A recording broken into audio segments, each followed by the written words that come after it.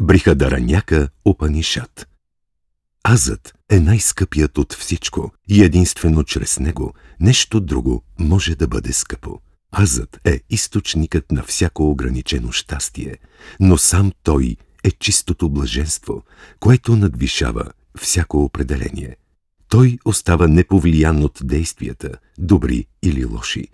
Азът е отвъд чувството и познанието, но не е отвъд медитацията на мъдреца. Тази земя е мед за всички същества и всички същества са мед за тази земя. Разумното и безсмъртно същество, душата на тази земя, и разумното и безсмъртно същество, душата на индивидуалното същество, са като мед едно за друго. Брахман е душата на всяко от тях.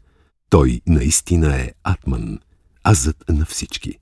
Той е всичко.